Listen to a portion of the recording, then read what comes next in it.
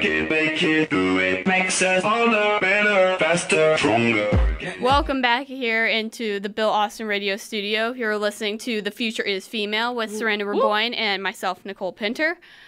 We're finally talking Bryce Harper. But first, that Dad Rock promo. Oh my God. That sounds awesome. Yeah. I was like, what is that? And it's all the jams your dad probably listens to. Yeah. Just a little... and like, I was jigging with the Buongiorno Italia, and I was like, wow, the amount of eclectic, choices you have with Blaze Radio is so just great. So great. We are sponsored by Blaze Radio, actually. We are definitely sponsored by Blaze Radio. Even though we don't get cash money. But no. Now we're talking Bryce Harper, who does get cash money. He gets a lot of the monies. Yes. 13 years, $330 million to the Philadelphia Phillies. Quick, everyone act surprised because I wasn't. No opt-outs. That was what really shocked me. Yeah. Is the 13 years with no opt-out. 13 years like, is a long time. The last time, 13 years ago, I was 7 years old. That is a long time. I'm a different person than I was then. And I will be 33 when Bryce Harper has the option to leave the Phillies. Yeah, that's scary. That's a long time. That's a long time. There are some kids who aren't even born in Philadelphia yet who are going to be 13 at the end of his... I saw a tweet. Who are going to be 13 at the end of his career throwing, batteries at him when he's, no longer great. It's just, 13 years? The no opt-out and the no trade. I get the no trade, but, even Machado took an opt-out after 5. Yeah. That's halfway. It took a while. He was probably negotiating this whole time. Right. I kind of thought he'd go to the Phillies this whole time. It kind of just seemed right. I don't know about you. Chicago White Sox are very upset they didn't get Machado. See, or I'm not surprised Harper. that it was not the White Sox. Who is? Who wanted? No, I love Chicago, but I was really worried that he was gonna go to the Dodgers when they started making those claims, late in the process. The Brinks truck, and I was like. Do not. Oh my God, please no. Please. We didn't even. Cubs, I feel didn't try for him. I mean, correct me if I'm wrong, but it just didn't seem like we really were out there for free agents. Right. And the Diamondbacks did not have enough money. Yeah. That, in general, just right. But it was. Oh my gosh, it's a lot of money. It's a lot of money for one team. For one player. And it's just. Okay, so I'm getting off track, but bear with me. So we were discussing in my ethics class about, what is the deal with long-term contracts in the MLB? And, we're seeing more and more of them happen. Machado, Tulowitzki, Harper, all those things. And it begs the question, it's why before this season, we hadn't really seen the 10-year contract do well and, be prosperous and be worth it. And someone brought up the point that Machado and Harper are slightly different because it's not 10 years signing when they're 30. It's 10 years when they're 25 and 26. That's in their prime. And, they're not, at the peak yet. They're technically, still on the up.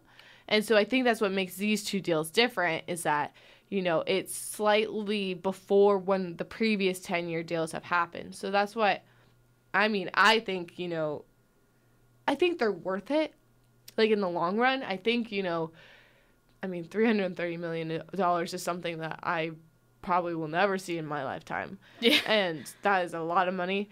But at the same time, it's just one of those things where they're at the point and they are so much younger and so much better than anyone else who signed a 10-year deal or more than 10-year deal in Bryce Harper's case. And that's, I think, what really stands out for me is when you look at these deals, it's not, they're signing when they're 30 and then it's going to end when they're 40. They're ending when they're 35.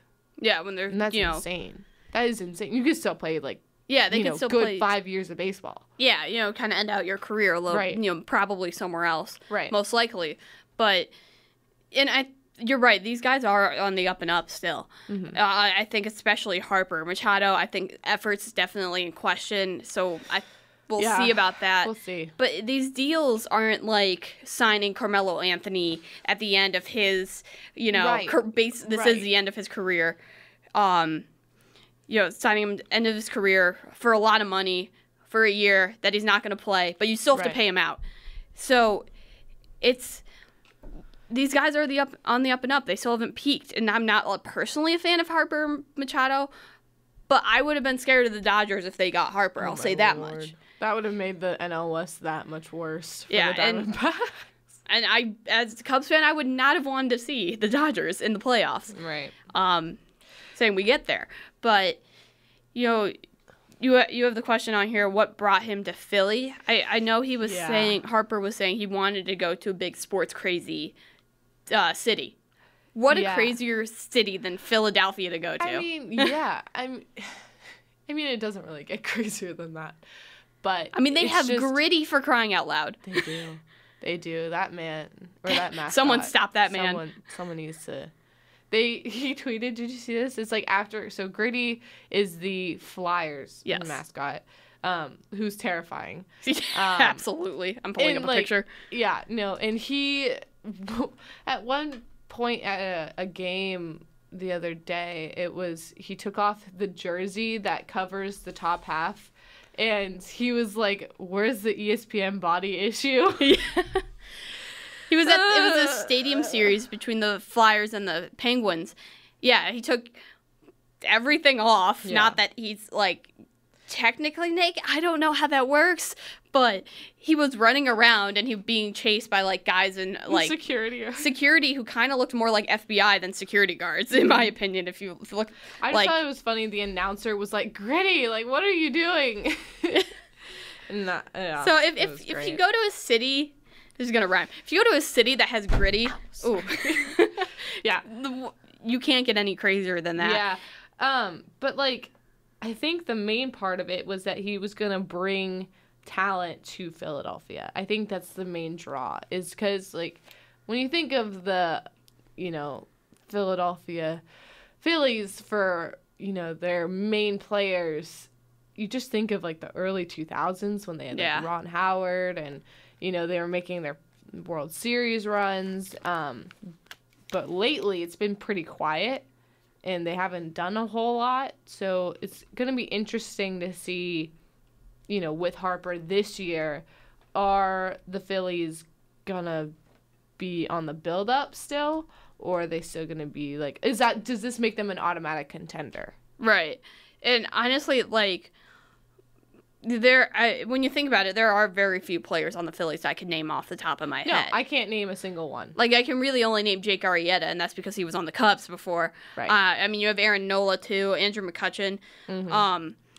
But after that, a lot of these guys are Nick Williams. But, after that, I'm I have to be completely honest with you, I don't really know. Yeah. So, he's just a big signing. It's definitely ups, their expectations for next year, which were already huge, and now they're even bigger. Right. Going into this year.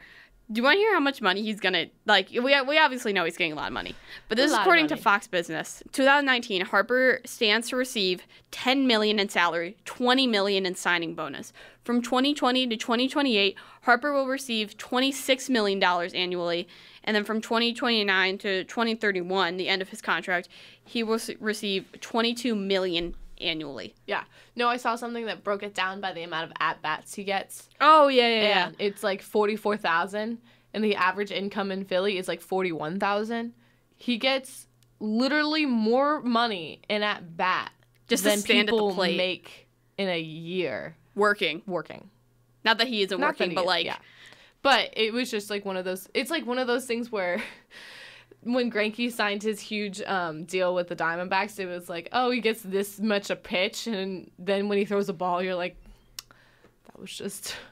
that pitch was worth that much money, and you're just sad. Yeah, that you don't have that money. Yeah. Yeah. Every time he goes to bat, it's gonna be well, he's making more than I make in a year now, just by standing at the plate. That's cool. Swinging a wooden stick. We really love that.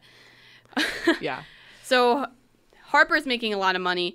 Moving on to our last topic now is the NFL Combine's currently happening right now on NFL Network. Right. Nikhil Harry might actually be on the field doing drills as we speak. I'm not sure. Or running the 40, one of those two. So he didn't run it yet? No, they're scheduled. So today is quarterbacks, running backs, tight ends. Gotcha. When I woke up, tight ends were running the 40 and doing their drills. I think it's quarterback and then wide receivers. Yeah. So it's either now or like an hour or so from now that Harry will be on the field. But Nikhil Harry already making a statement. Yes. Benched 27 reps, and the most for receivers. Now, he tied with Ole Miss receiver DK Metcalf, who is more favorable wide receiver according to scouts. He's more favorable to go higher in the draft. I saw on ESPN last night, they were like, yeah, DK, like the pictures of him being absolutely ripped you're seeing on Twitter probably. Right. ESPN showed, he repped 27, like, oh my God, he's so strong. Like, oh my God, he's going to be so good. And it's like, Nikhil Harry also did that. They did not show that. Yeah. But I mean, I kind of like that Nikhil Harry's like sliding on the radar. Yeah. I mean, he obviously deserves as much spotlight as his talent shows because he's, a golden boy of ASU. Yeah. But I mean, just if you followed Nikhil Harry anytime after football season ended for the ASU Sun Devils, you would see how much bigger he got before the combine. He put on at least 25 pounds of like pure muscle. Oh yeah. Like easily. Insane. Easily. And I want to say his weigh-in, he was at like 225. Yeah, something like that. Something like that. Sorry, I'm looking up. Wide receivers are running now, so I'm looking to see where alphabetical order. Okay, he's on the second page. His first 40-yard dash, officially 4.59. Not the fastest so far. Actually tied with quarterback Tyree Jackson in Buffalo so far. Probably others. So they're running that now. That's on NFL Network if you want to watch that. I saw on Twitter, like, these wide receivers are flying. I'm like, oh my God, they're running now. Yeah. So Harry's doing that. Looks like the fastest is a 4.36, which is insane. Yeah. Nikhil Harry's vertical is officially 38.5 inches. His broad jump is 10 feet and 2 inches. So, yeah, I'm getting these, like, literally right now. Yeah, I know, but it's just the amount. I mean, just the combine in general is insane. What these athletes can do and, like, how high they can jump, how far they can jump, like, how fast can they, like, sprint 40 yards. Right. I mean, it takes me, like, 4 seconds to roll out of bed. If that. Like, I'm just saying, like, the combine is always something I've wanted to get more into, is looking at, who makes it to the combine, who doesn't, what the goals of those people are. Obviously is to get to the draft, but it's just one of those things where it's insane how talented and athletic these athletes are. Yeah, and they're for show here in the combine, and they, for a lot of these guys, it's huge to up their draft stock. Others, like, you'll see QBs who won't throw because they're throwing to receivers. They're not like they don't really know. They're not comfortable throwing to, but not used to throwing to. And that's to, not necessarily hurt their draft stock either. Right. It's just different. Like, yeah. It'd be saying, like, if you were a pitcher, like, oh, like, throw to a catcher. Like, a pitcher and a catcher have, like, a certain repertoire, and, it's different when you just have, like, a catcher. Like, you can do it. It's not saying that you can't. It's just going to be different, and it's going to be weird. And so you don't want to do something that's going to potentially hurt you. So I could see why these quarterbacks would say, yeah, no. Yeah, and like last year, Lamar Jackson didn't run the 40 because he didn't want to be, I'm going in as a quarterback. I'm not going in as a running back or wide receiver. And he made that statement with that. Speaking of quarterbacks, obviously the big story of this combine is Kyler Murray. He will not be doing on-field drills. He'll actually be meeting with the Arizona Cardinals at this time. Huh. Will he? He will. Actually, he said in a statement yesterday in one of his press conferences that he'd actually like to play for the Giants. You know who also liked to play for the Giants? Dwayne Haskins, Ohio State quarterback. So maybe a fight to the death to play for the Giants. or Cardinals trade Josh Rosen to the Giants and no one. That will be a 10th mistake right now for counting for Rosen to say you made, if you remember last year in the draft, you made 9 mistakes ahead of me. Yeah. If they draft Murray, that will make it 10. Yeah. I mean, it's almost universally accepted by GMs, coaches in the NFL. This was reported at the Combine yesterday that Murray will be selected first overall by the Cardinals. Your thoughts?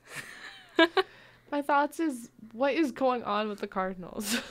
Like, it's not that I'm against them drafting Kyler Murray. Like, obviously you have to do what's best for your team, and if that's the better talent you want to go with, that's fine. But why say all of the backtracking that they've done towards Josh Rosen if they're going to select Kyler Murray anyway? Because they've made it vehemently clear that it's going to be like, Josh is our guy, like, we're not looking at Kyler Murray for number 1, like, all of our faith is in Josh, and it's just, why would you go through all that effort if you're gonna just, throw it all away? Yeah, and quarterbacks are important. Yeah. Obviously, they drive a franchise, but their needs are more like Nick Bosa, and especially when you draft a quarterback. Yeah. Last year, Nick Bosa, Josh Allen. Like, when you draft a quarterback last year and you draft another one this year, yes, Rosen didn't look great, but for the long term, right? There. Like, I mean, it's just, I think there were so many other things wrong with the Cardinals' offense and defense that it wasn't technically Rosen's fault. Like, their offensive line was awful. He got hit so many times, and that's gonna take a beating. Like, taking a beating is gonna affect your playing, no matter what. Like, yeah. Correct me if I'm wrong, but, like, getting hit by a 300-pound man isn't going to affect how you throw the football the next play. It will. Like, yeah. It just will. And he got hit so much more than he should have. And I think that's where they need to really fix the Cardinals, is on their offensive line, on their defensive line, or defensive ends. I know they're looking at Nick Bosa as well. It's just... It kind of feel like throwing last year's draft away. I mean, it depends. They almost definitely trade Rosen. It kind of depends what they would trade for. If they were to trade, say, for more draft picks or for, a big-name player, then maybe go ahead and draft Murray. Yeah. But when you have other team needs and you have a second-year quarterback coming in who, again, I guess effort is a question for him also. It was at UCLA. Right. But when you already have a quarterback you just drafted, show your faith in him. And I know it's a different coach now. I know it's Kingsbury. He really liked Murray. But at the same time, like, it's only his second year in the league. Yeah. Like, even if you do change coaches, like, you have the opportunity to, like, get to know the player. You're both fairly new. It's not like there's been a long established history like Brady and Belichick. Like, it's not like, the New England Patriots, Belichick drafted a new quarterback and then, like, the second year, like, they changed head coaches. It's not like that, It's still relatively new and, it can change. Like, things can change. It's fine. He can get better. It's not like he can go anywhere worse from here. Right. Hopefully. Right. But, knock on wood. Yeah. And when you have Fitzgerald coming back for another year, only 1-year deal, so it might be his last. Mm-hmm. I mean, this is never going to happen, but the ideal Arizona Cardinals fan would want to see Nikhil Harry follow Larry Fitzgerald as in the wide receiver position. And, like, be under his wing, and be under his wing this year. I'm not saying that they should draft him number 1 overall. They should. It'd be great for ASU. Can you imagine Herb Edwards would be like, listen. Yeah. We have the number 1 pick. I'm not saying, but I'm just saying, wouldn't that be fun to watch? It'd be fun to watch. Oh, it'd be great. Yeah. I don't think Nikhil makes it past hopefully he doesn't make it past the first round. I think with his talent and his, like, willingness to, put one out for the team, like, he did such amazing things this last season, and he was getting a lot of airtime. Like, he had probably, 3 top 10 plays on ESPN? Yeah. At least. The one against USC is insane. Insane. And when you have a guy like Nikhil Harry, I know he's the third wide receiver technically behind Marquise Brown or Hollywood Brown and DK Metcalf, if I'm saying that right, I hope. Yeah. Like you said, it's kind of nice to see him fly under the radar because I think a lot of teams are going to be surprised. I think it's going to be fun to see Nikhil Harry be a steal. Yeah, I think, Nikhil Harry isn't flying under the radar with teams. Yes. I think teams are well aware of how talented Nikhil Harry is. I think it's just with the media. Yeah, ESPN, NFL Network. Right. And because, ASU, last year was Herm Edwards' first year. Obviously, they're getting a little bit more press than they did last year. Or like the year before.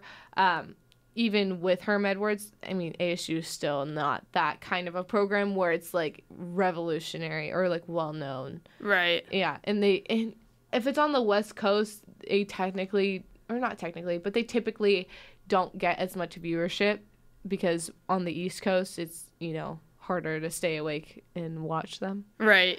But I mean, we had some late games. That's definitely true. Right. But Rennell Wren, ASU defensive lineman, takes the field tomorrow for his drills and all of that combine stuff, again, on NFL Network. Nikhil Harry doing this thing now. Right. I guess he's before quarterbacks are there at the same time. I'm not really sure, to be honest with you. But thank you for joining us here on The Future is Female. Right. We will be off. Quick reminder, not on next week. Yes, we will. You can listen to Blaze Radio, right. but we won't be here. Right. But we'll be here the week after next for another edition of The Future is Female. But thank you for joining us for this one. I'm Nicole Pinter alongside Sarandon and Raboin. Yep. We'll see you next time on The Future is Female.